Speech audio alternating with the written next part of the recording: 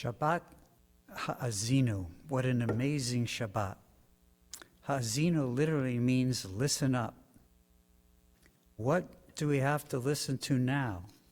A Shabbat that began 48 hours after we ascended the spiritual heights by listening to the Tekiyah Gdolah. That final blast is still ringing in our ears. Just 12 days ago, we celebrated Rosh Hashanah, whose central mitzvah is all about listening up. Of course, listening to the sound of the shofar. And on both Rosh Hashanah and Yom Kippur, listening to the beautiful voices of those who led us in prayer. Look, the new year is still so fresh. We haven't even had the time to start sinning again in the new year. Yet, this parasha wants us to listen up and shape up.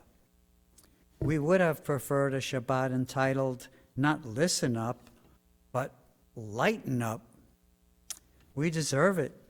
We've hardly had time to work on our sukkah, and we are interrupted by the Shabbat of Ha'azinu. But seriously, as you noticed, it is virtually all in poetry, with the exception of the last 8 verses, where Moses again encourages the people to listen to the words of his teaching and teach it to their children. And God tells Moses to ascend the mountain to see the promised land that the people will enter, he is told, and that he will not. He will only see the land from a distance from the mountain. We, the Jewish people, learn so much from the life of Moses. Jewish tradition refers to him as Moshe Rabbeinu, Moses, our teacher. We learn not only from his teachings, but from the way he conducted himself. The Torah says of Moses, Va'ish Moshe anav mikol adam. Moshe was the most humble of all men. From his actions, from the way he lived his life, and in the way he left this world, we also learn lessons.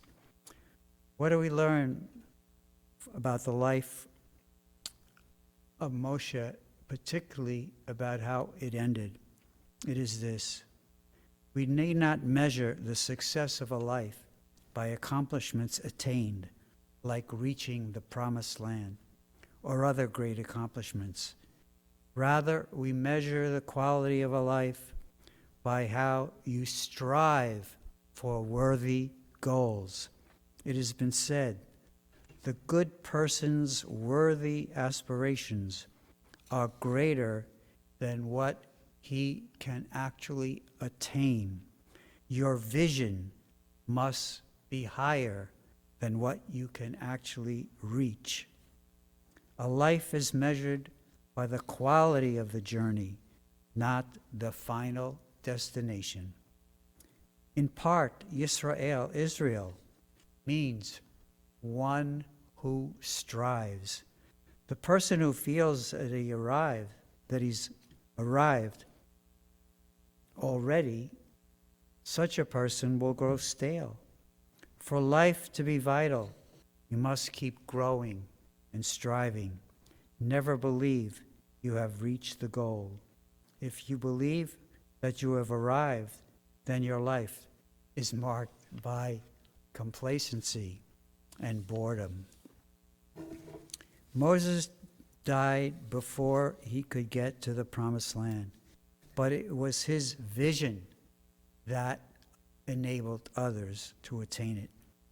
Martin Luther King gave a speech on April 3rd, 1968, in Memphis, Tennessee, a speech that was based on the life of Moshe and based on how the life of Moshe, drew to a close. As it turned out, that speech in Memphis was his last, as he was so cruelly assassinated the next day. He spoke to the sanitation workers of Memphis who were striving for better pay and better working conditions. He called for unity, economic action, boycotts, and nonviolent protest while challenging the U.S. to live up to its ideals. He said on that night, "Well, I don't know what will happen now. We've got some difficult days ahead. But it really doesn't matter with me now because I've been to the mountaintop and I don't mind. Well, like anybody, I would like to live a long life. Longevity has its place, but I'm not concerned about that now. I just want to do God's will, and He's allowed me to go up to the mountain, and I've looked over, and I've seen the promised land. I may not get there. I may not get there with you, but I want you to know tonight that we as a people will get to the promised land. So I'm happy tonight. I'm not worried about anything. I'm not fearing any man." The beginning of this parashah, the poetry part of this parashah, is lovely. It begins, "Give ear, O heavens, let me speak. May my discourse come down as the rain, my speech distill as the dew."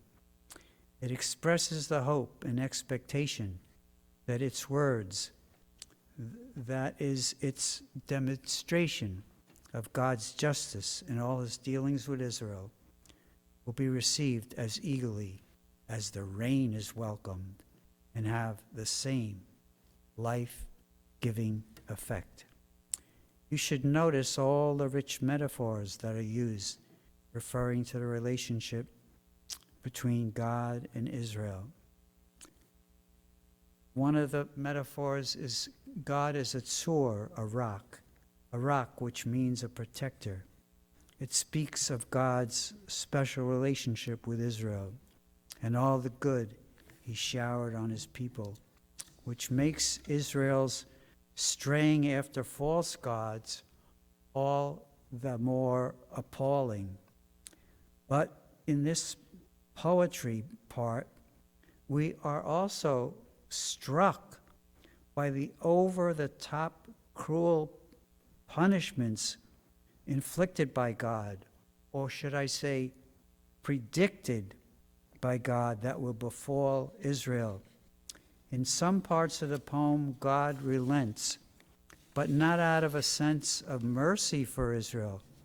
God seems more concerned, according to the poem, that Israel's enemies will falsely claim credit for the defeat of Israel. If we're concerned about such descriptions of God, our sages were just as troubled as we are.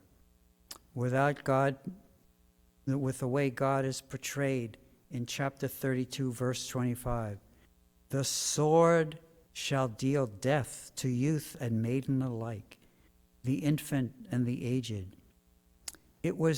However, it was our sages whose views are found, as we just saw in the High Holiday Prayer Book for Rosh Hashanah and Yom Kippur, which presents us with a God who's ready to forgive the truly repentant, which of course began with the teachings of the prophets. But this idea reached its highest expression in the works of the sages. We, your children, we God are your children, and you are our parent. In the kindly portrait our sages painted of God, they skillfully transformed away God's over-the-top predictions of punishments. One of the great and most familiar metaphors for God that our sages used is familiar to us, Avinu Malkeinu, our Father, our King. But let's pause for a moment and think about the two words, father and king. What do we think of when we think of a father or a parent? And what do we think of when we think of a king?